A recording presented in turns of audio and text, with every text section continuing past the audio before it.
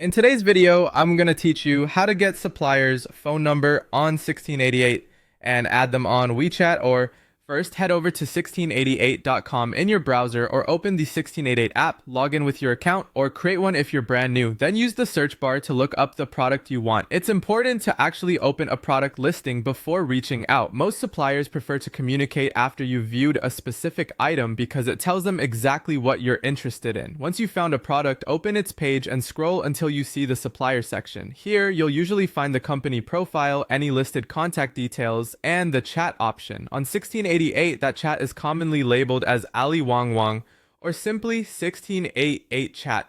If you're on mobile, look for a chat icon or a message button near the seller's name or logo. Some suppliers display their phone number or WeChat ID right away.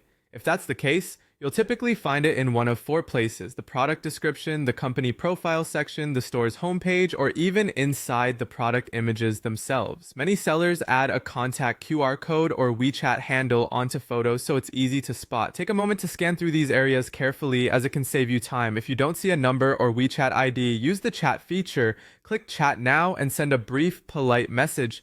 Something like, "Hello, can I have your WeChat or WhatsApp for faster communication?" Works well. Keep it simple and professional and mention the product so they know what you're referring to. Because most 1688 suppliers primarily speak Chinese, it helps to send a Chinese version too. You can copy and paste this. 你好，我可以加你的微信联系吗? Which means, "Hello, can I add your WeChat for communication?" A bilingual message improves your response rate and shows respect for their language. After the supplier shares their WeChat ID or QR code, open the WeChat app. Tap Add Contact, then either enter their WeChat ID or use the scanner to capture their QR code. Send a friend request and wait for them to approve. If there's a note field, briefly introduce yourself and mention the product you're asking about to make approval quicker. Once they accept, you can start your supplier conversation. Ask about the price, the minimum order quantity, or MOQ, shipping options and timelines, and any customization they offer. It's also a good moment to request product samples so you can verify quality before placing a larger order.